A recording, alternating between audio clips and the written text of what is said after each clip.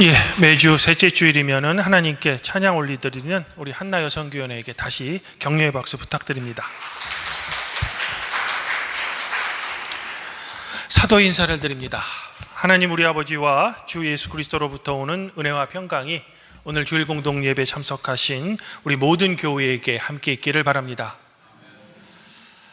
성도 여러분, 보통 현대 정신분석학의 3대 거장을 꼽으라 라고 하면요, 지그문트 프로이드, 칼 융, 그리고 이제 알프레드 아들러라는 사람을 꼽습니다. 이 세 명 중에 알프레드 아들러는요, 오스트리아 빈 근교의 조그만 마을에서 유대인 상인의 6 형제 중 둘째로 태어났다고 합니다. 그런데 아들러는 어렸을 때부터 몸이 매우 약해서요, 질병과 죽음의 공포 속에서 어린 시절을 보냈다고 합니다. 그리고 3살 때는 바로 자기의 옆 침대에서 동생이 죽는 그런 광경도 목격했다고 합니다. 또한 자신은 2번이나 교통사고로 죽을 뻔했고요, 이후 폐렴과 구루병 등으로 죽음의 문턱까지 가기도 했다고 합니다. 아마 그의 이런 개인적인 경험 때문인지 아들러는 이제 커서 정신과 의사가 됩니다. 의사가 된 아들러는 빈대학 시절 프로이드의 강연에 매료되어서 이 프로이드가 주관하는 빈 정신분석학회의 수요 모임에 꾸준하게 참석했다고 합니다. 하지만 10년 후 아들러는 스승 프로이드와 서로 갈랐습니다. 프로이드는 우리 인간 삶의 원동력을 리비도라는 것으로 생각했지만 아들러가 보기에는 우리 인간 삶의 원동력은 바로 나의 열등감을 스스로 극복하려는 힘이다 라고 생각했기 때문입니다.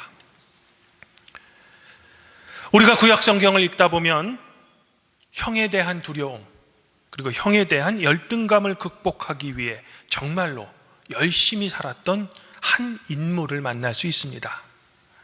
바로 그 사람의 이름은 야곱입니다. 야곱은 아버지 이삭의 장자, 즉 첫 번째 아들이 되기를 어머니의 뱃속부터 간절히 원했습니다. 그러나 힘이 너무 센 형에게 밀려서 어머니에 대해서 그만 2번째로 나옵니다. 해서 둘째가 되죠. 하지만 그것이 너무나도 안타까워서 어머니 리브가의 뱃속에서 나오는 형의 발 뒤꿈치를 잡습니다. 그래서 그가 얻은 이름이 발 뒤꿈치라는 의미의 야곱이 되는 겁니다. 그런데 야곱은요, 어쩌면 고대 근동이라는 지역에서 한 번도 패권을 잡지 못했던 조국 이스라엘의 모습이 투영된 그런 사람인지도 모르겠습니다.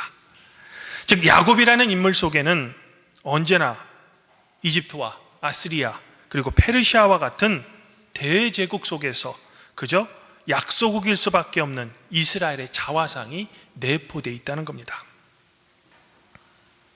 그러나 야곱이라는 인물에는 과거 이스라엘의 자화상만 있는 것은 아닙니다.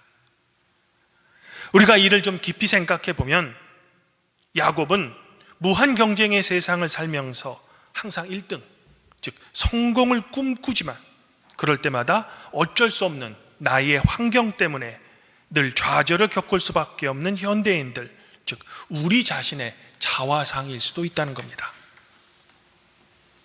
그러면 저는 오늘 태어나면서부터 가진 것이 많았던 이 형에 대한 열등의식을 평생 지닌 채 산 야곱의 이야기를 성도 여러분들과 함께 살펴보면서 우리의 과거의 이야기, 그리고 현재의 나, 우리 미래에 대한 소망을 성도 여러분들과 함께 나누고자 하는 겁니다. 자신의 성공만을 위해 달려온 야곱도 이제 어느덧 인생의 후반기에 들어섰습니다. 그리고 이런 야곱은 자신이 평생 두려워한 형 에서를 이제는 만나야만 합니다. 한편 오늘 우리가 함께 읽지는 않았지만 형 에서도 자신이 마땅히 가져야 할 장자의 축복을 아버지와 자신을 속여서 가로챈 이 얄미운 동생 야곱이 자신을 만나기 위해 고향으로 돌아온다라는 소식을 들은 겁니다. 그래서 에서는 평생 칼을 믿고 살아왔던 사람답게 400명을 이끌고 동생 야곱을 맞이하러 달려옵니다. 하지만 분명 이런 형의 모습은 야곱에게는 화해보다는 적대감으로 느껴졌을 겁니다. 그럼에도 안타깝지만 야곱에게는 이런 형을 상대할 힘이 없는 겁니다. 예나 지금이나 에서는 야곱이 상대하기에는 너무나도 벅찬 인물이라는 겁니다. 즉 야곱은 이럴 수도 없고 저럴 수도 없는 진퇴양난의 그런 힘든 상황에 처했던 거죠. 이 때문에 야곱은 혼자 남아 깊이 고민합니다. 사랑하는 가족을 먼저 보내고 말입니다. 그런데 이런 절체절명의 순간 어떤 한 사람이 야곱을 찾아옵니다. 사실 이 사람이 왜 야곱을 찾아왔는지, 또한 이 사람이 왜 야곱과 씨름했는지 우리는 잘 모릅니다. 성경이 우리에게 잘 알려주지 않기 때문이죠. 그저 우리가 알 수 있는 것은 이 사람이 야곱과 밤새 씨름했고요, 자신이 야곱에게 이기지 못함을 깨닫게 되자 갑자기 야곱의 허벅지 관절을 쳤다는 겁니다. 결국 이 때문에 야곱은 허벅지 뼈가 어긋나서 다리를 절게 됐다는 겁니다. 제가 보기에는 이 사람은 누구인지는 모르지만 씨름에서 상대방의 허벅지 관절을 치는 것은 명백히 반칙이죠. 하지만 야곱이 누굽니까? 야곱은 팥죽 한 그릇으로 형 에서에게 장자권을 산 사람입니다. 또한 아버지를 속여서 장자의 축복을 중간에서 가로챈 사람이죠. 반칙으로 따지고 보면 야곱도 한 반칙하는 사람이라는 겁니다. 그런데 이런 반칙의 선수가 또 다른 반칙으로 다리를 절게 됐다는 겁니다. 어떤 시각으로 보면 속임수 그리고 반칙의 대가인 야곱 또한 자신의 주특기였던 반칙을 역으로 당했다는 겁니다. 하지만 야곱은 자기의 뼈가 어긋났음에도 불구하고 나에게 축복하지 않으면 당신을 결코 보낼 수 없다라고 그 사람에게 강변하죠. 사실 이처럼 밤이 새도록 씨름했다는 것, 그리고 부상당했음에도 이 사람에게 끝까지 축복을 요청했다는 것은 당시 야곱이 형 에서를 얼마나 두려워했는지, 그리고 그 고통에서 벗어나려고 그가 얼마나 간절했는지를 우리는 어느 정도 파악할 수 있는 겁니다. 사랑하는 성도 여러분, 야곱은 제가 말한 대로 평생 형 에서에 대한 두려움 그리고 열등감으로 삶을 산 사람입니다. 하긴 사람이라면 누구에게나 열등감은 다 있습니다. 그리고 고백하면 인정하기는 싫지만 저도 어린 시절부터 매우 열등감으로 괴롭던 사람 중에 한 명입니다. 여기서 성도 여러분들에게 제 가족의 이야기를 하는 것에 대해 먼저 성도 여러분들의 넓은 양해를 구합니다. 제 어머니는 7남매셨습니다. 그리고 셋째셨죠. 위로 외삼촌 한 분이 계시고요, 이모가 계시고, 그리고 이제 셋째가 어머니셨고, 아래로는 남동생 4명이 있었습니다. 그러니 저에게는 이제 외삼촌이 총 5분이셨습니다. 첫째 외삼촌은 서울대학교 의과대학을 졸업하셨습니다. 그리고 그 당시에는 6.25가 막 끝난 시기여서 미국이 이 한국을 재건하기 위해서는 한국인 인재가 필요하다라는 정책을 세우고 일종의 장학생을 뽑았는데요, 외삼촌이 이제 미 해군 장교에 선발되신 겁니다. 그래서 미국 워싱턴 DC에 가서 훈련을 받으셨죠. 후에는 미 해군 소령 군의관으로 제대하셨습니다. 결국 나중에는 이런 인연을 통해서 미국으로 다시 가셔서 필라델피아에서 의사로 봉직하시다가 몇 년 전 소천하셨습니다. 그리고 이제 신앙적으로는 한인교회 장로님이셨습니다. 둘째 외삼촌은 서울대학교 정치외교학과를 졸업하셨습니다. 이후 이제 조선일보 기자를 좀 하시다가요, 도미하셔서 박사학위를 받으시고 귀국하신 후 모교인 서울대학교 정치외교학과 교수를 오래 하셨습니다. 노태우 대통령 때는 청와대 대변인을 하셨고요, 이후에는 이제 인천대학교 총장, 동아일보 사장과 회장을 역임하셨습니다. 동북아 역사재당 이사장도 하시고요. 지금은 이제 단국대학교 석좌교수와 인천대학교 이사장으로 계십니다. 셋째 외삼촌은 서울대학교 경제학과를 졸업하셨고요. 형님들을 따라 도미에서 박사학위를 취득하신 후 귀국하셔서 연세대학교 경제학과 교수를 오래 하시다가 지금은 이제 은퇴하셔서 명예교수로 계십니다. 넷째 외삼촌은 서울대학교 치과대학을 졸업하시고요. 현재는 캘리포니아에서 치과의사로 계십니다. 남가주 한인 치과의사협회 회장도 하시고 방송도 하시고 글도 쓰십니다. 마지막 다섯째 외삼촌은 이제 연세대학교 경제학과를 졸업하시고 여러 기업의 사장을 하신 후에 지금은 이제 은퇴하셨습니다. 저와 누님은 어린 시절부터 이런 외삼촌들의 화려한 경력을 어머니에게 들으며 자랐죠. 그래서인지 누님도 공부를 잘하셨습니다.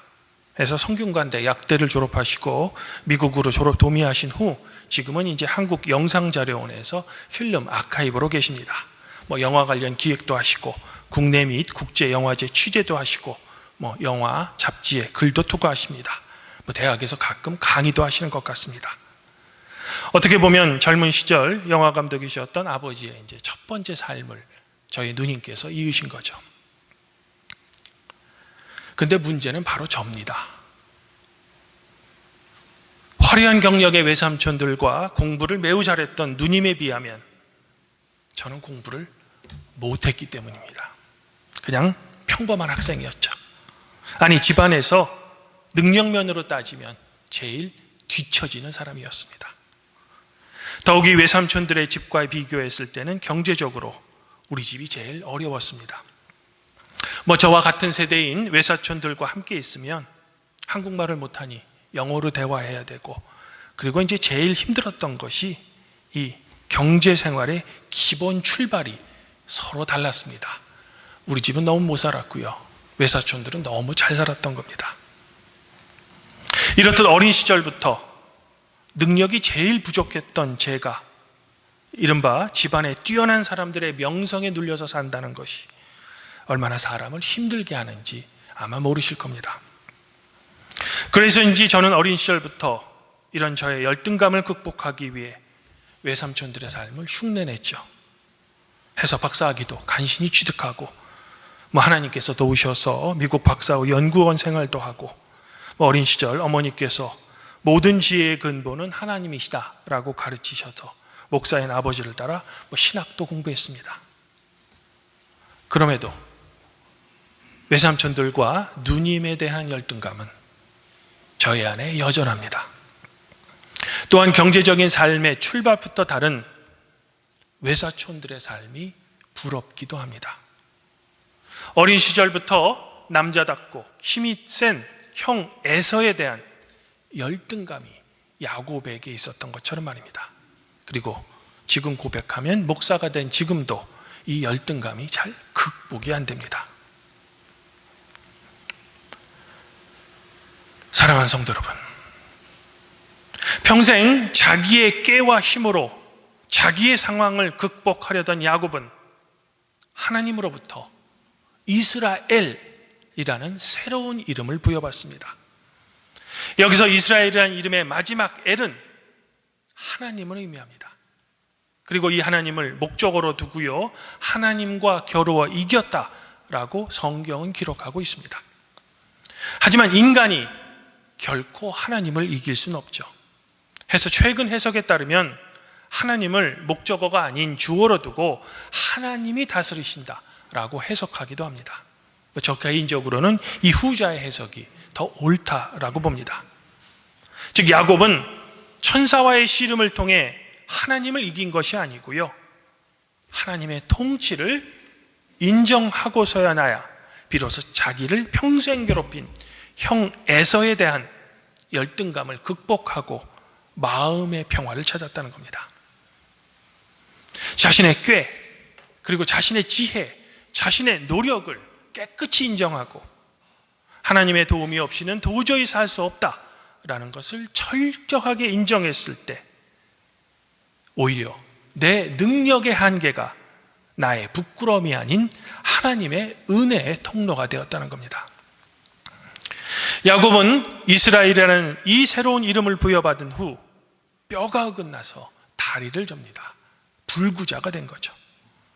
하지만 야곱에게 있어서 다리를 절게 된 이 사건은 장애를 가졌음에도 불구하고 실존적 의미로는 하나님의 은혜로 자신이 변화되었다라는 몸의 흔적을 갖게 되는 겁니다. 이는 아마도 사도 바울이 고린도후서 12장 7절에서 말한 육체의 가시일 겁니다. 또한 갈라디아서 6장 17절에 고백했던 이후로는 누구든지 나를 괴롭게 하지 마십시오. 내가 내 몸에 예수님의 흔적을 가지고 있습니다라고 말한 은혜의 흔적과 같은 의미일 겁니다. 또한 이는 과거의 인간적 교만함을 깨쳐버리고 베드로처럼 주님이 그저 이끄시는 대로 가야 하는 하나님의 사람으로 베드로를 성화시켰던 은혜의 가시일 겁니다. 이후로 야곱은 다리를 저는 자기의 육체를 볼 때마다 하나님의 은혜를 떠올릴 겁니다. 그리고 다리를 저는 것은 야곱에게는 역설적이지만 이 장애가 바로 하나님의 은혜의 증거가 되었다는 겁니다. 출애굽기에 따르면 불구였던 이 야곱의 몸의 허리에서 무려 70명이나 나옵니다.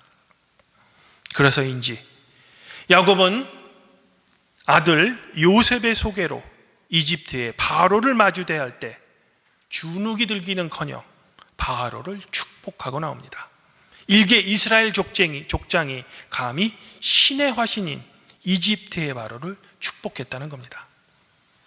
아마도 야곱이 이런 당당함을 가질 수 있었던 것은 하나님을 대면했던 분이엘 사건 이후 하나님 안에서 자유함을 느꼈을 것이기 때문입니다. 주님 안에서 한 형제자매인 발복교회 성도 여러분, 저도 개인적으로 오늘 야곱처럼 주님과의 진정한 만남을 통해 어렸을 때부터 저를 괴롭혔던 저의 열등감을 극복하고 싶습니다.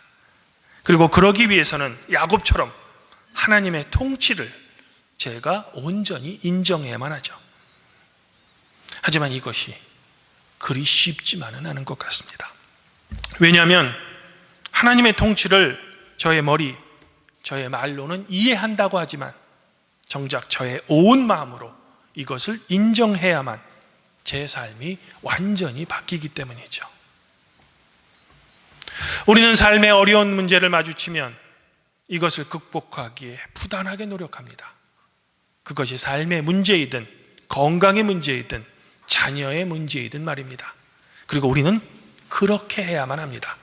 왜냐하면 하나님께서는 그냥 우리의 모든 것을 다 해결해 주지는 않으시기 때문이죠. 그러므로 하나님께서 주신 지혜 그리고 나의 최대한의 노력으로 내 삶의 문제를 우리는 어떻게 하든 해결해야만 합니다. 하지만 그렇다고 해서 우리 인간의 모든 문제가 우리의 지혜와 노력만으로 모두 해결되는 것은 아닙니다.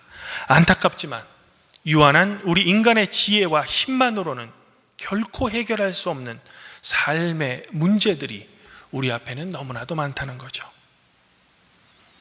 그런 문제를 만날 때마다 우리는 낙심할 수밖에 없다는 겁니다. 그럼에도 우리가 그리스도인으로서 위로가 되는 것은 오늘 시편의 시인은 여러분을 사랑하시는 하나님을 이렇게 노래하기 때문입니다. 나의 도움이 어디서 옵니까? 나의 도움은 천지를 지으신 여호와로부터 옵니다. 그분은 졸지도 않으시고 주무시지도 아니하십니다. 이런 여호와께서 너를 지켜 모든 환난을 면하게 하시며 또한 너의 영혼을 지키실 것입니다. 그렇습니다. 싫든 좋든 내가 인정하든 인정하지 않든 우리의 모든 도움은 바로 창조자이신 하나님으로부터 옵니다. 그리고 우리가 이것을 인정했을 때 내가 부끄러워하는 나의 약점, 나의 기억하기 싫은 실패, 그리고 나의 부족함이 오히려 하나님의 축복의 통로로 바뀌는 겁니다.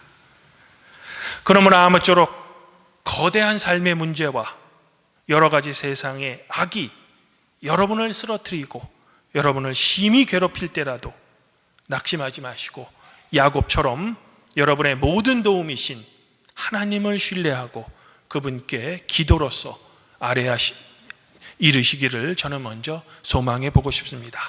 우리가 그러할 때 내가 그렇게도 숨기고 싶은 약점, 나의 부끄러움, 나의 열등, 나의 모든 약점은 부끄러움이 아니라 하나님의 축복과 은혜의 통로가 될 것입니다.